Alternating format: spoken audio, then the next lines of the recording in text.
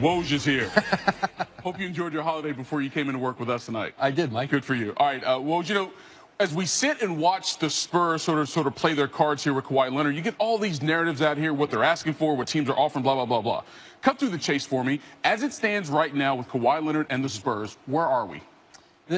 The Spurs are in no rush to do a deal. Well, they're in no rush to do a bad deal. There we go. Okay. You know, they would like to end this. They want to get past it. Yeah, they do, if they can't repair this relationship.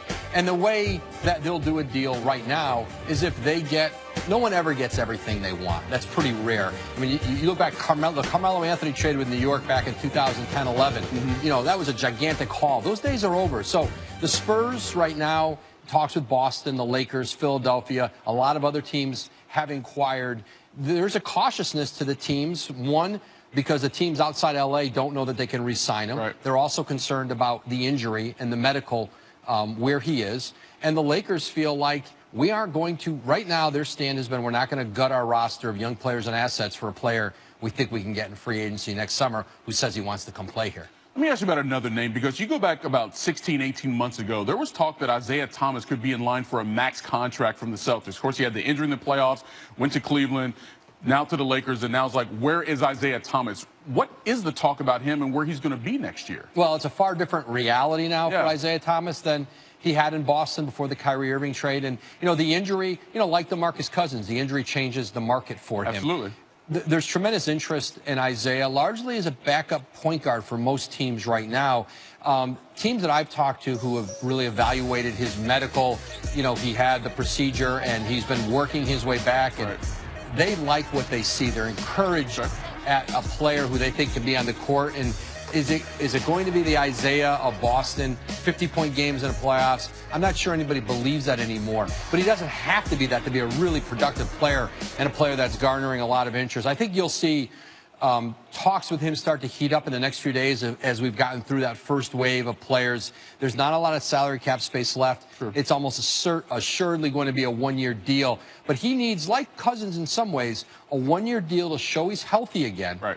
And to get back out on the market next year. But there is great interest in him, and there is encouragement from teams that he will be healthy. Wow. In line for maybe a max contract, and now be happy to get a one-year deal on a good team coming up this season. Woj, appreciate the time. At bottom, the balance of power really shifting out west. Several big-name players making a splash early on in NBA free agency, although he initially declined his player option with the Thunder. Paul George agreeing to a 4-year, $137 million max with Oklahoma City. In his first season with the Thunder, George averaged career highs in three-point field goals and steals. And then there is Chris Paul, also staying put, agreeing to a 4-year, $160 million max contract with the Rockets, the sixth largest contract in terms of total value in NBA history. Paul has missed 46 games over the last 2 seasons due to injury. He'll be 36 years old in the last year of his contract. The LeBron era in Cleveland is over as the King, agreeing to a 4-year, $153 million contract to join the Lakers on Sunday. LeBron will look to bring Los Angeles back to glory after a franchise record 5 straight seasons missing the playoffs. And just last night, DeMarcus Cousins, recovering from a torn left Achilles, agreeing to a 1-year, $5.3 million deal with the Warriors. Next season, Golden State will be the 6th team in NBA history to have 5 All-Stars from the previous season. I bet. I'm a warrior. That's when he found out. Stephen A. Smith joining us now. Hey, Stephen A., you knew what was coming after the news broke last night of DeMarcus Cousins signing with the Warriors. What's your reaction to those who say, man, the Warriors are ruining the NBA?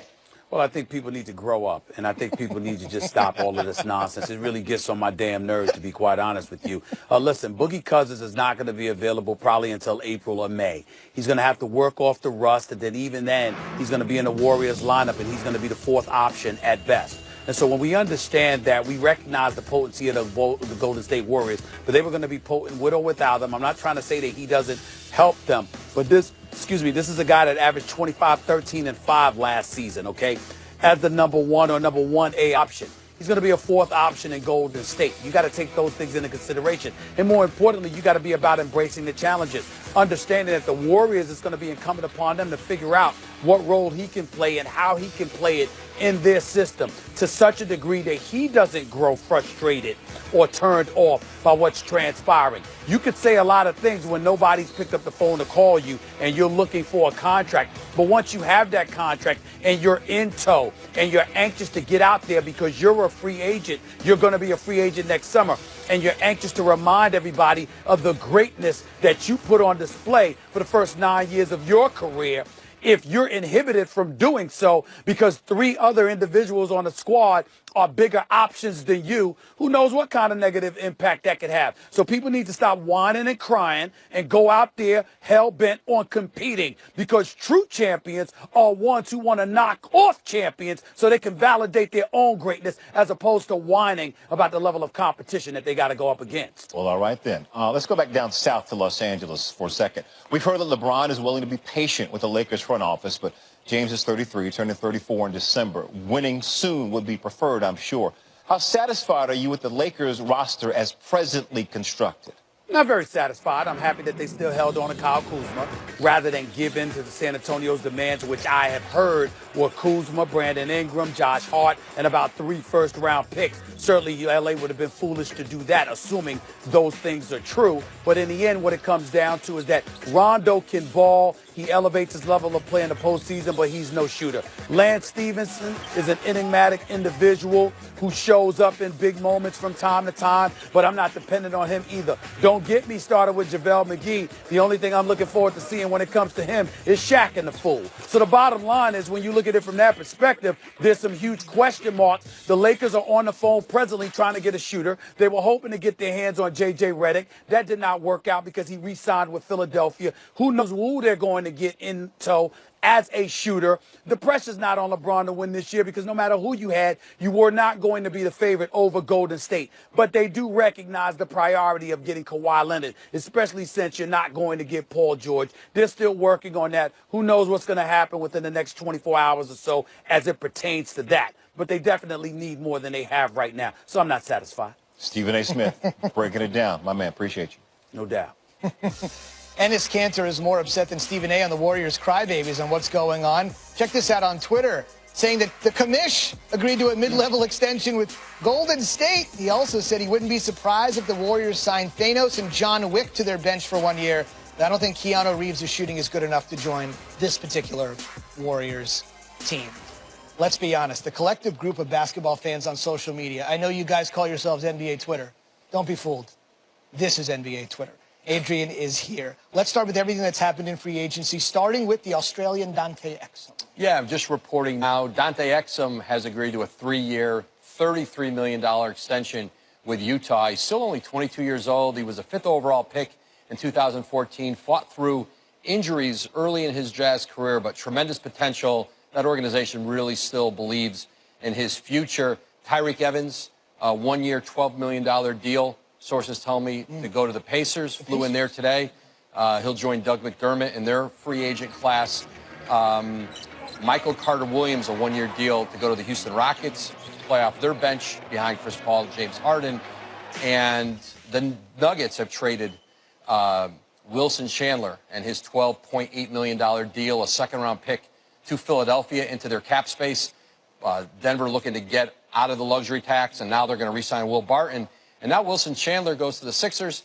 You know, good two-way player. He can help that team, or they can flip him in a trade. And they've been talking with the Spurs, although that has not gotten a lot of traction, sources tell me, because they have not shown a willingness to put any of their 3 top players in the deal. Now, you know Embiid and Ben Simmons aren't going to be in the deal, but Markelle Fultz has not been in. And when you've got a top 3 or 4 player in the world, and the team won't put any of its top 3 guys in, you can do the math.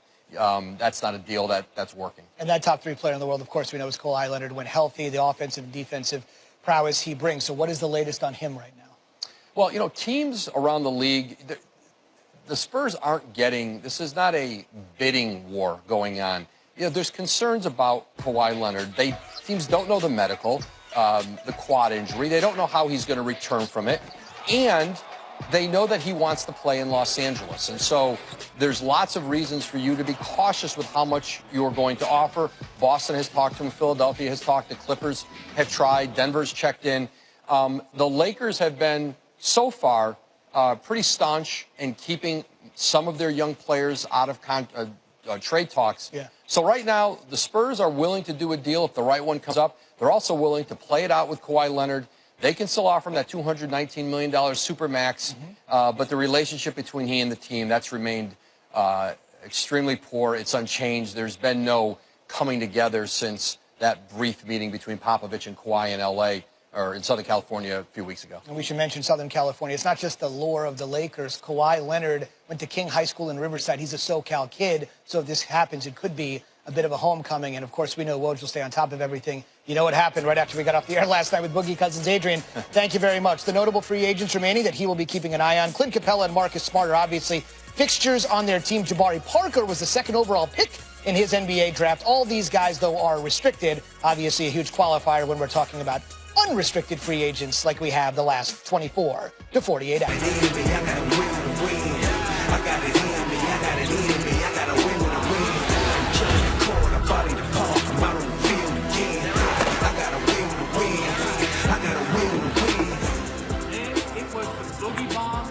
Very few people saw it coming. DeMarcus Cousins agreeing to a one-year, $5.3 million deal with the Warriors, and the undefeated's Mark J. Spears reporting Cousins didn't have a single free agent offer.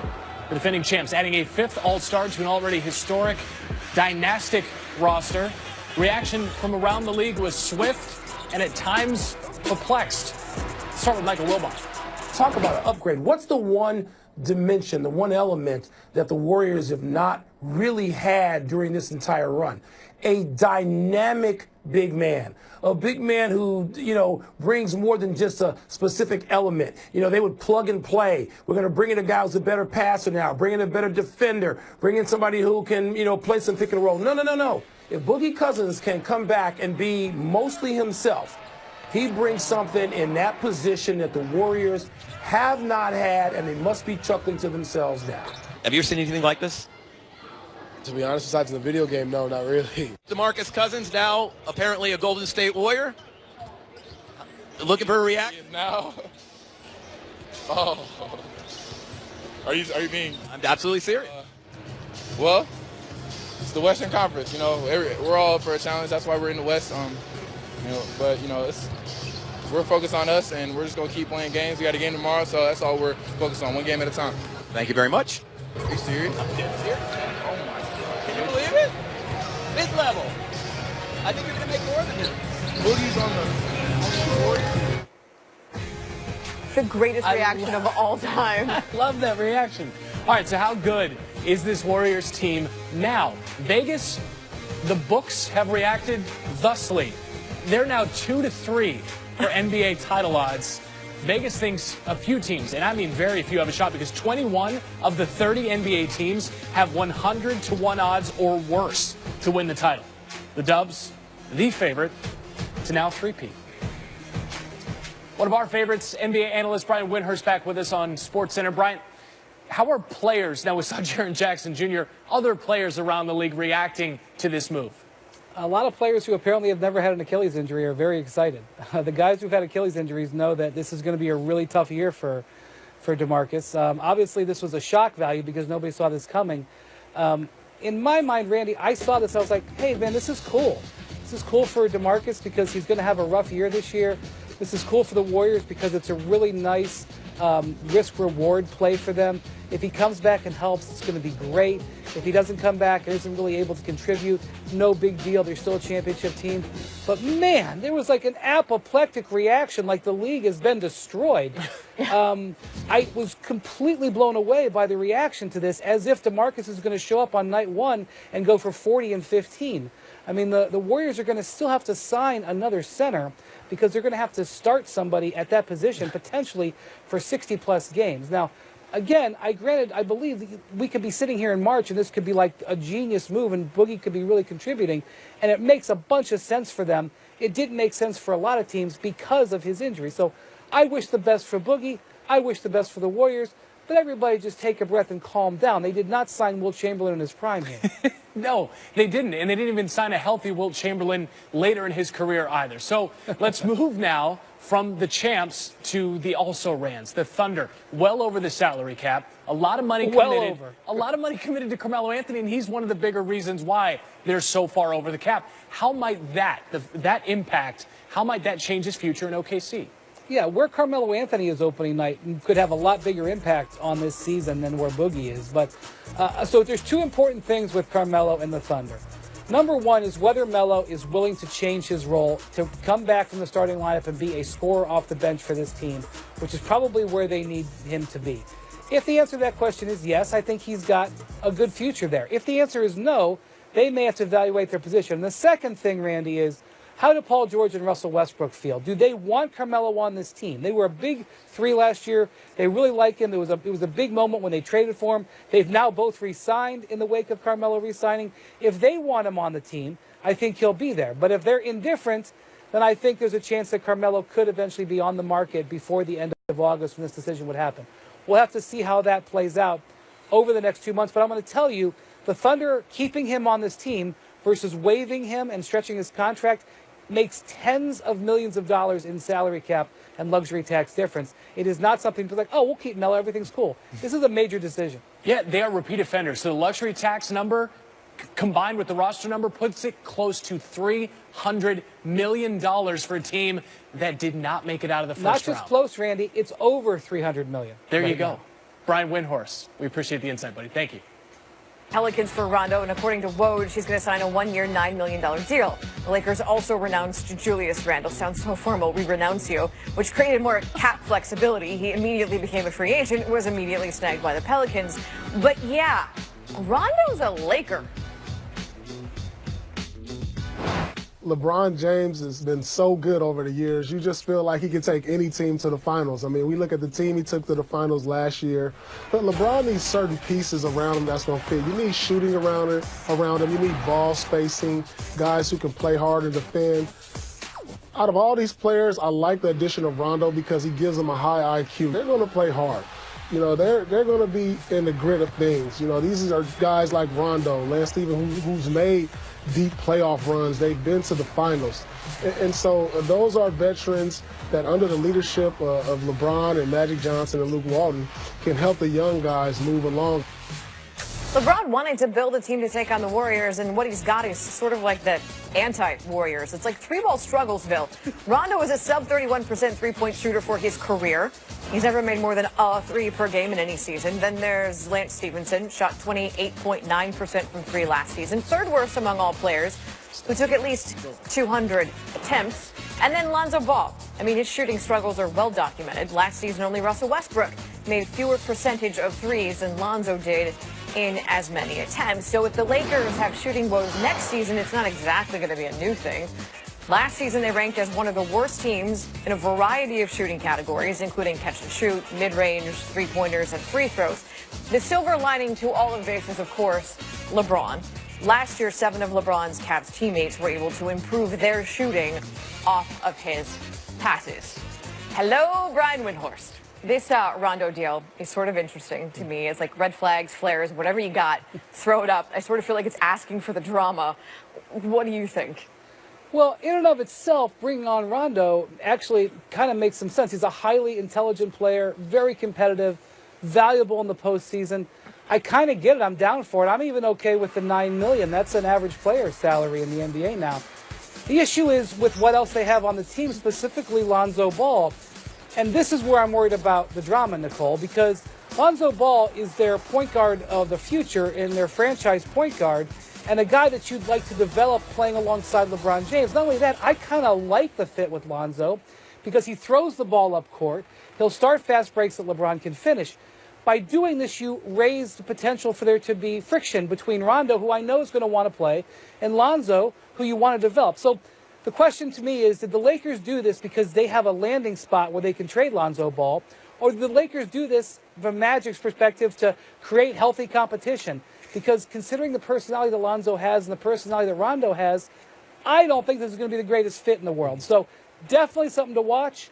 It's only July 3rd. We don't know the entire Lakers depth chart yet, so I'm going to hold back a little bit. But let's just say I was pretty surprised to see this move go down. Yeah, I feel like something's cooking. I feel like they're working on something. Don't go too far. We're going to bring Brian back in a few minutes to talk about DeMarcus Cousins, who's going to that poor Warriors roster, and Kevin Love's future in Cleveland. What might that be? So stand by.